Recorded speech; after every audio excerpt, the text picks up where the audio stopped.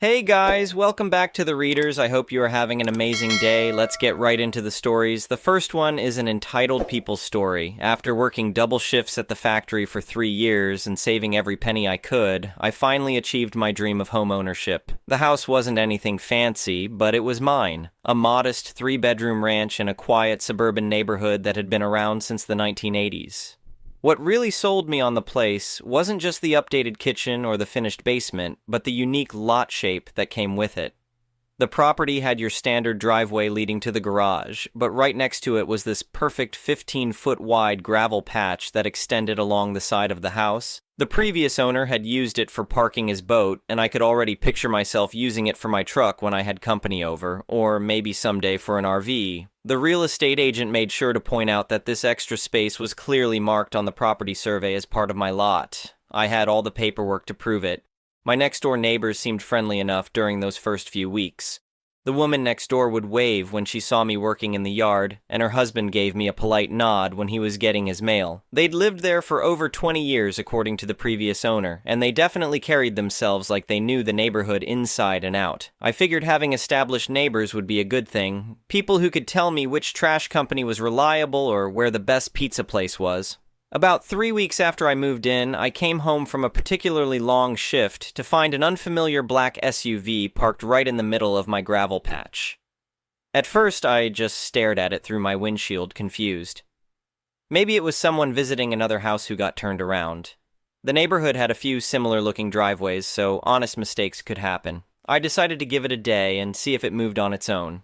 The SUV was gone the next morning, so I figured problem solved, but then it happened again a few days later, this time with a different car, a red sedan. I was coming back from the grocery store when I saw my neighbor and a young man I assumed was her son getting out of the red car that was parked squarely on my gravel patch. That's when it hit me that this wasn't a mistake at all. They were intentionally using my property as their personal overflow parking. I decided to handle it the neighborly way. The next evening, I saw the woman working in her garden and walked over with what I hoped was a friendly smile. I introduced myself properly and made small talk about how much I was enjoying the neighborhood. Then I brought up the parking situation as casually as I could manage. I explained that I'd noticed their family cars on my gravel area a couple of times and mentioned that I was planning to use that space myself, so I'd appreciate it if they could park on their own property or on the street going forward. I tried to keep my tone light and reasonable. Her response caught me completely off guard. She actually laughed and waved her hand dismissively. She told me not to worry about that little patch of dirt, saying the people who lived in my house before never cared about it. She explained that they'd been using it for parking when their kids visited for the past 20 years, and it was just easier for everyone that way. She finished by saying I'd get used to it with a smile that didn't quite reach her eyes. I walked away feeling frustrated, but hoping that my direct request would be enough to solve the problem. Maybe she just needed time to process that things were different now with a new owner. I was wrong. If anything, the parking got worse over the next few weeks. Now, whenever her adult children visited, which seemed to be every weekend, both of their cars would end up on my gravel patch. Sometimes one of them would park so far over that it partially blocked my main driveway, making it difficult for me to get my own truck in and out. The second time I approached her about it, I made sure to be more direct. I found her by her mailbox and told her firmly that this was my property and she needed to stop parking there. I used the word trespassing to make sure she understood the seriousness of the situation. That's when her true personality came out. Her whole demeanor changed, and she got hostile fast. She demanded to know how I dared to make such a big deal out of this. She said they were good neighbors and that I was the one causing problems ever since I moved in. She called it a patch of dirt and told me to get over it. Her husband, who had wandered over during our conversation, jumped in to tell me to relax and that I didn't need to make a federal case out of it. They both tried to paint me as some aggressive newcomer who didn't understand how things worked in their neighborhood. I realized I needed to protect myself legally and show them I was serious. That weekend, I drove to the hardware store and bought the most professional-looking sign I could find. It was white with black lettering that clearly stated, "Private property, no parking, unauthorized vehicles will be towed at owner's expense." I installed it right at the edge of the gravel patch with a metal post, making sure it was visible from the street. For about a week, the sign seemed to work. No cars appeared on my property, and I started to think maybe we'd finally reached an understanding. Then came the weekend that changed everything. My neighbor was hosting what looked like a large family gathering. Cars were lined up along the street, and I could hear music and laughter coming from their backyard. I was actually happy for them. It sounded like everyone was having a good time. That positive feeling lasted until I looked out my front window and saw not one, not two, but 3 cars crammed onto my gravel patch, parked defiantly right in front of my new sign. One car was even parked partially on the grass next to the gravel, leaving tire tracks in my lawn. It was such a blatant act of disrespect that I actually stood there for a minute just processing what I was seeing. They weren't just ignoring my requests anymore, they were openly mocking them. The sign might as well have been invisible for all the attention they paid to it. I grabbed my phone and took multiple photos from different angles, making sure to capture the license plates, the sign, and the clear property boundaries. Then I went inside and pulled out the folder with all my house paperwork. I found my official property survey map and my deed, spreading them out on the kitchen table to double-check what I already knew. The gravel patch was unquestionably, legally, 100% my property. I looked up towing companies in the area and called the first one that advertised 24-hour service. I explained the situation calmly. Private residential property, clearly marked with no parking signs, unauthorized vehicles. The dispatcher confirmed they could remove the cars and that the owners would be responsible for all towing and storage fees. They said a truck would be there within the hour. While I waited, I positioned myself on my front porch with my property documents in hand. I wasn't hiding what was about to happen. If anything, I wanted to be visible and prepared for the conversation that was inevitably coming. The first tow truck arrived with its flashing yellow lights cutting through the early evening. The driver was professional and efficient, immediately hooking up the red sedan that was parked most obviously on my property. The noise and lights drew attention from the party next door, and I watched as people started spilling out of the backyard to see what was happening. My neighbor came charging out her front door like a woman possessed. She started screaming at the tow truck driver, demanding to know what he thought he was doing and threatening to call his company. The driver remained calm and professional, explaining that he was removing vehicles from private property at the owner's request and that she needed to step back for safety reasons. When she spotted me on my porch, her fury reached a whole new level. She started yelling that I was psycho and that she couldn't believe I would do something like this. She screamed that she was calling the cops on me for harassment and theft. Her party guests and family members had gathered around by this point, creating quite an audience for her meltdown. True to her word, she did call the police. I could hear her on the phone, sobbing and carrying on about her horrible new neighbor who was trying to ruin her family gathering by stealing her guests' cars. She was playing the victim card hard, and I had to admit I felt a moment of nervousness. What if the police didn't see it my way? 2 officers arrived just as the second tow truck was hooking up the black SUV. My neighbor immediately rushed over to them, tears streaming down her face as she painted me as some kind of monster who was terrorizing her family. She pointed dramatically at the tow trucks and sobbed about how I was destroying her party and traumatizing her grandchildren. One of the officers approached me and asked for my side of the story. I took a deep breath and explained the situation as calmly and factually as I could. I told him about the repeated requests I'd made, the sign I'd installed as a final warning, and how they'd ignored everything. Then I handed him my property survey map and deed. The officer examined the documents carefully, walked over to look at the property line markers, and then returned to where my neighbor was still crying to his partner. I watched his expression change from neutral mediator to someone who was about to lay down the law. He walked over to my neighbor and told her plainly that according to the official documents, this was not her land. He explained that I was well within my legal rights to have the vehicles towed and that she was actually the one trespassing. The change in my neighbor's face was something I'll never forget. She went from red with rage to pale with shock in about 2 seconds. The officer continued, explaining that not only were the cars being legally towed, but she and her guests were responsible for every dollar of the towing and impound fees, which would likely amount to several $100s per car. Her family and party guests had been watching this whole interaction, and you could feel the mood shift as they realized she was completely in the wrong. Some of them started looking embarrassed, others angry. Her husband tried to salvage the situation by offering to pay me for damages, but the officer cut him off, saying the legal process was already in motion. The third tow truck finished loading the last car, and all 3 vehicles were hauled away while my neighbor stood there in her own driveway looking absolutely devastated. The police officers gave her information about how to retrieve the cars and reminded her that any future parking on my property could result in additional towing and possible criminal trespassing charges. After everyone left, the neighborhood fell completely silent. The party was over. Through my window, I could see people gathering their things and leaving early. Cars that had been parked on the street started pulling away. My neighbor and her family spent the rest of their evening dealing with the expensive and humiliating consequences of their actions instead of celebrating together. The immediate aftermath was exactly what you'd expect. My neighbor and her husband stopped making eye contact when they saw me outside. The friendly waves were gone, replaced by obvious avoidance. But more importantly, no one ever parked on my gravel patch again, not once. The message had been received loud and clear. A few weeks later, I decided to make a permanent change to the space. I couldn't park there every day since I used my garage, so I wanted to do something that would make my ownership crystal clear while also improving the property. I spent a weekend building raised garden beds along the back edge of the gravel patch and planted them with vegetables and flowers. It looked great and served as a visual reminder of exactly where my property line was. The garden project actually led to some positive interactions with other neighbors who stopped by to compliment the landscaping. I learned that my immediate neighbors had always been a bit difficult and that most people on the street had their own stories about boundary issues or petty conflicts with them. Several people told me they were glad someone had finally stood up to them. Looking back on the whole situation, I never wanted a war with my neighbors. I just wanted to live peacefully on the property I'd worked so hard to buy. But I wasn't going to be bullied or taken advantage of either. When someone repeatedly ignores polite requests and clear warnings, sometimes the only language they understand is consequences. The legal route worked perfectly because I had documentation, I followed proper procedures, and I stayed calm throughout the process. My neighbor wanted to teach me my place as the newcomer to their neighborhood. Instead, I taught her the exact location of her property line. She hasn't forgotten that lesson since, and my garden has never looked better.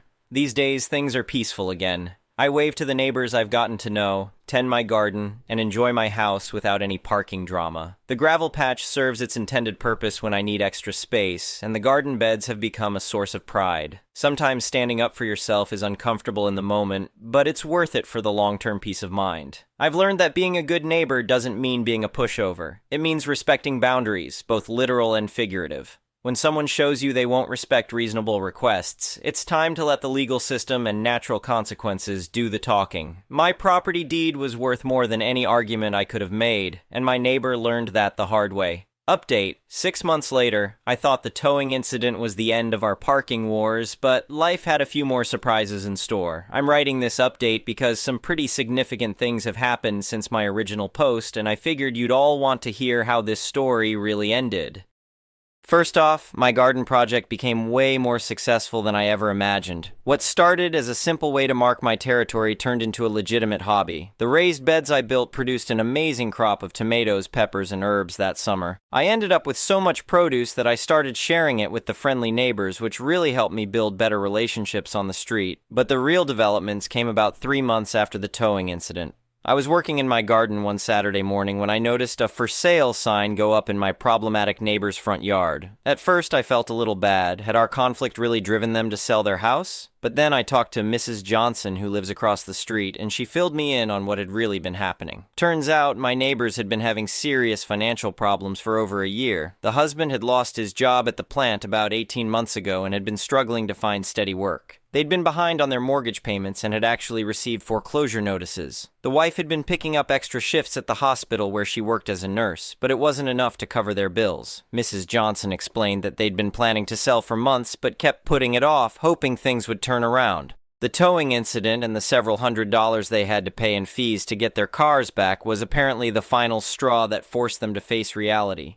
They simply couldn't afford to stay in the house anymore. This information completely changed how I felt about the whole situation. Don't get me wrong, they were still in the wrong for parking on my property and being so hostile about it, but understanding that they were dealing with serious financial stress made their behavior make more sense. Desperation can make people act in ways they normally wouldn't. About a week after the sign went up, I was surprised to see the wife at my front door. She looked tired and defeated, nothing like the angry woman who had screamed at me during the towing incident. She asked if we could talk, and I invited her to sit on my porch. She started by apologizing for everything that had happened. She admitted they'd been wrong to park on my property, and especially wrong to be so nasty about it when I asked them to stop. She explained about their financial situation and said the stress had been making both of them behave badly toward everyone, not just me. Then she asked if I might be interested in buying their house. They were hoping to find a buyer who wouldn't need to go through a lengthy mortgage process, and she knew I'd recently bought my place, so I might have connections with real estate people or investors. I told her I'd think about it, but honestly, I wasn't sure I wanted to get involved in their personal drama. However, something she said stuck with me. She mentioned that if they had to go through foreclosure, they'd lose everything they'd put into the house over 20 years, including all the improvements they'd made. I spent the next few days thinking about it and doing some research. Their house was actually in great shape, with a newer roof, updated electrical, and a beautiful kitchen remodel. The asking price was fair for the neighborhood, maybe even a little low because they needed to sell quickly. I ended up talking to my cousin who works in real estate investment. He was very interested and came out to look at the property the following week. After getting an inspection done, he made a cash offer that was slightly below asking price but still fair given their situation.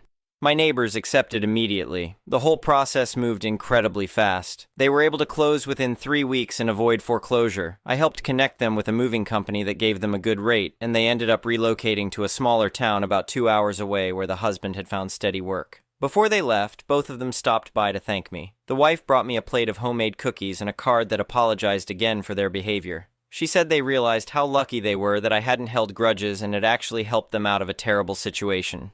The husband shook my hand and admitted he'd been embarrassed about their financial problems and had taken his frustration out on me unfairly. It was actually a pretty emotional conversation. They'd lived in that house for over 20 years and raised their kids there. Leaving wasn't easy, but they seemed relieved to have a fresh start somewhere they could afford. My cousin ended up keeping the house as a rental property. The new tenants are a young couple with a baby who are absolutely delightful. They introduced themselves the day they moved in, complimented my garden, and asked if I had any advice about the neighborhood. The contrast with my previous neighbors couldn't have been more obvious. The really interesting part came about a month after the new tenants moved in. I was chatting with them over the fence when they mentioned something strange they'd discovered. When they were setting up their garage, they found a pile of old survey documents and property records that the previous owners had left behind. Looking through those papers, we discovered that my former neighbors had actually been in a boundary dispute with the people who lived in my house before me. There were letters back and forth with a surveyor and even some legal correspondence about property lines. It turned out that the previous owner of my house had been letting them park on the gravel patch as part of an informal agreement to avoid a costly legal battle over a completely different boundary issue on the other side of their property. This explained so much about their behavior. They weren't just being entitled. They genuinely believed they had some kind of right to use that space based on the informal arrangement with the previous owner. Of course, that arrangement died when the property was sold to me, but they'd convinced themselves it was permanent. Looking back, I wish I'd known about this history earlier. It might have helped me understand their perspective and maybe find a better solution. Then again, even if they felt they had historical precedent, their hostile response to my polite requests was still completely inappropriate. The discovery also made me appreciate even more how important it was that I had all my paperwork in order. Property rights can be complicated, and having clear documentation was what protected me when things got messy. These days, my relationship with the neighborhood is better than ever. The new tenants next door are fantastic. My garden expanded into a second set of raised beds, and I'm planning to add a small greenhouse next spring. Several neighbors have asked for advice on starting their own vegetable gardens, and we've talked about organizing a neighborhood garden tour next summer. I've also become friends with Mrs. Johnson, who turned out to be a wealth of information about local history and neighborhood dynamics. She's lived here for 30 years and has seen families come and go. According to her, every few years there's some kind of boundary dispute or neighbor conflict that gets everyone worked up, but it usually resolves itself eventually. The most surprising development happened just last month. I got a Christmas card in the mail from my former neighbors. They'd settled into their new town and were doing much better financially. The husband had gotten a promotion at his new job, and they'd been able to buy a small house with a big yard where they're planning to start their own garden.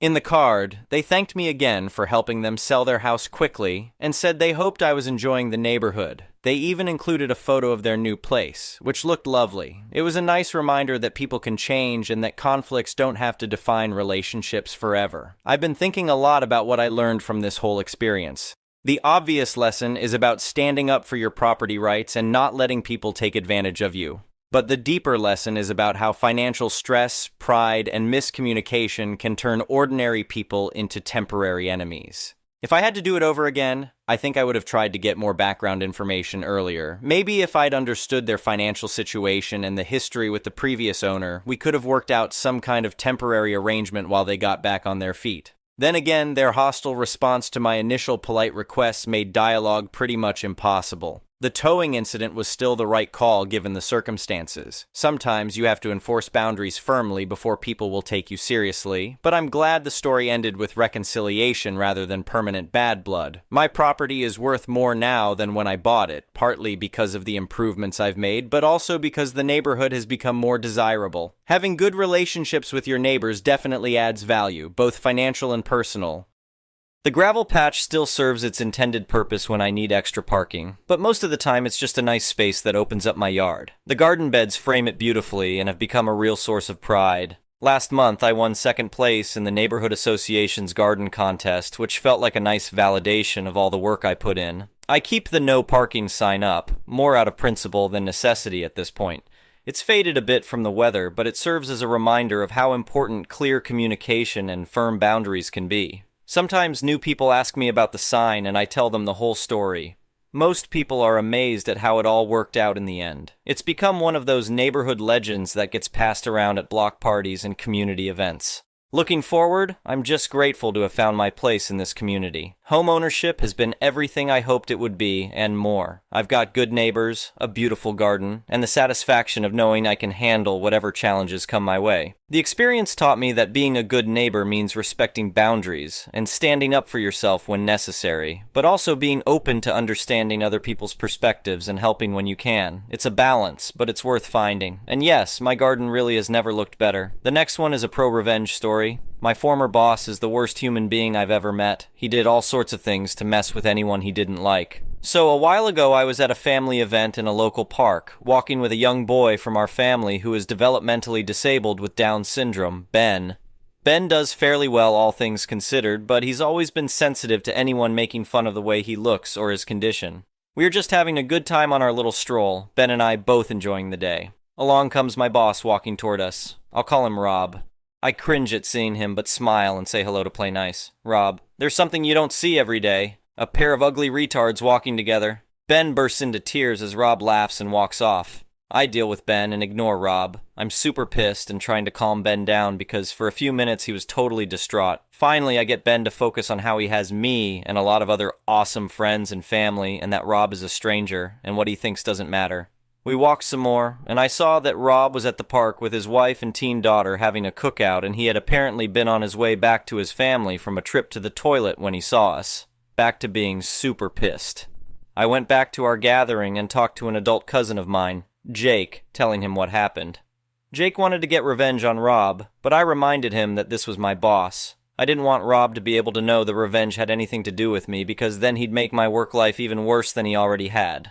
So Jake asked me for anything I knew about Rob that might help. I told Jake a bunch of things about Rob, but the relevant info here is that Rob liked to drink a particular kind of locally made beer at a certain bar. Rob had talked of having drank there on the previous Friday night while his wife and daughter were away visiting her family. Also, Rob had recently told a story at work about his wife's obsession with a particular little green fictional character. Let's call it Yabi Boda. Turns out his wife kept a stuffed Yabi Boda on their bed at all times. I wasn't there for the revenge setup itself because I didn't want Rob to see me, but Jake filled in the details afterward. It was basically this. Jake approached Rob and put an arm around his shoulders and tried to kiss him. Rob pushes him off. Rob, what are you doing? Rob's family is now paying attention. Jake, I am just so excited to see you, sweetie. Friday night was so amazing. Rob, what are you talking about? Jake, seriously, you're going to act like you don't remember now? I know you were a bit tipsy after all of those specific local beers at the local bar, but certainly you remember what happened later. Rob, nothing happened later or ever. I don't even know your name. Jake, really? You were screaming it on Friday.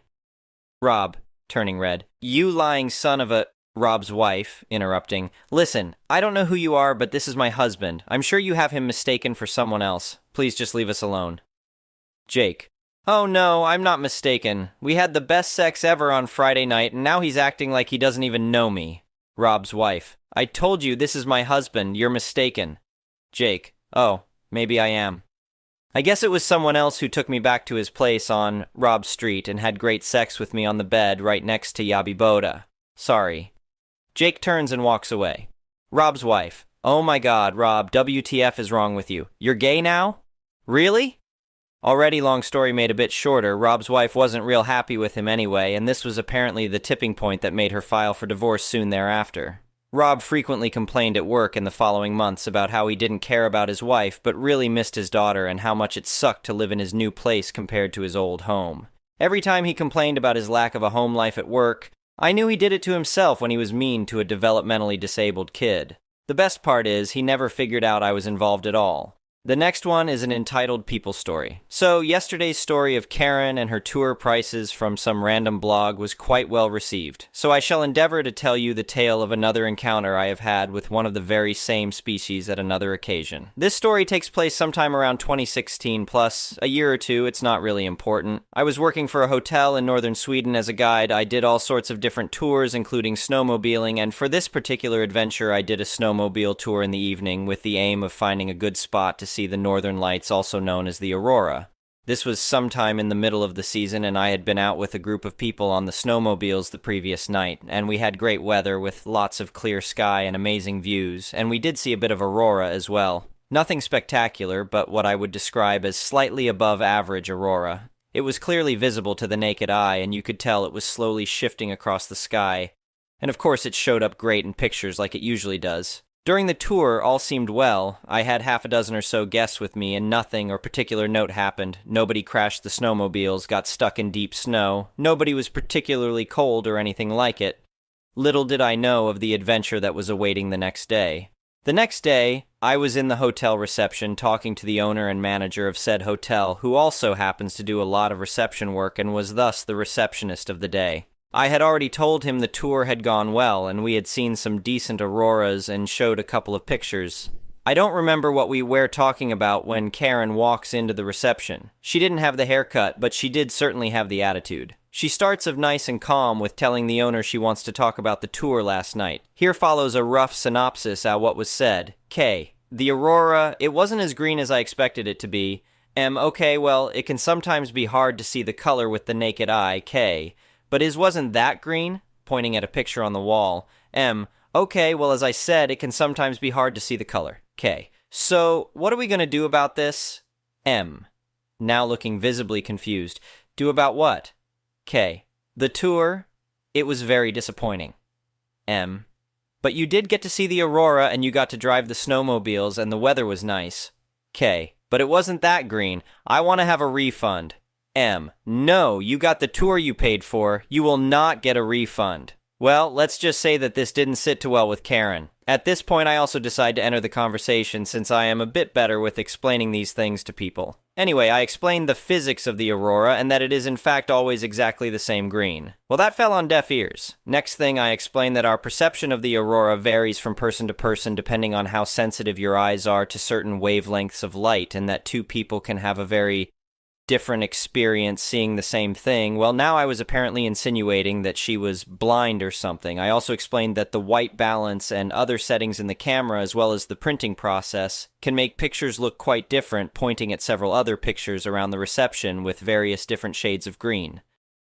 Well, that was like pouring water on a duck. She still insisted that the one particular picture that was hanging next to the receptionist that happened to depict a particularly bright aurora, and that also was a quite vibrant green, was false marketing since she did not see that.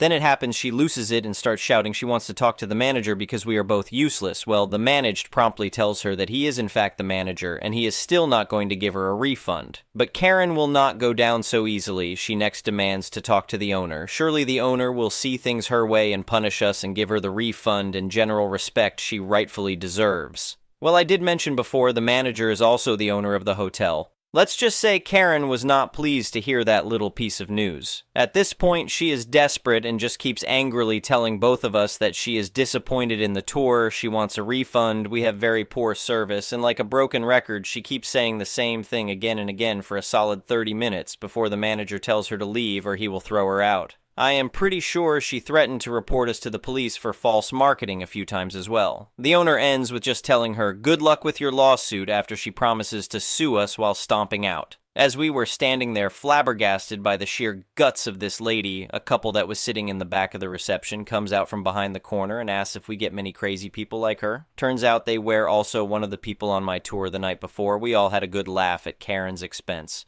She checked out the same day, so we didn't see much more of her than her stomping up to the train station with her presumed husband in tow carrying all the luggage. With some people going above and beyond it not enough, we should apparently have changed the laws of physics to make the aurora the green she was expecting. Or perhaps we should have spiked her lingonberry juice with something to make the colors brighter. Who knows? But at the end of the day, it's a funny story to tell people. Anyway,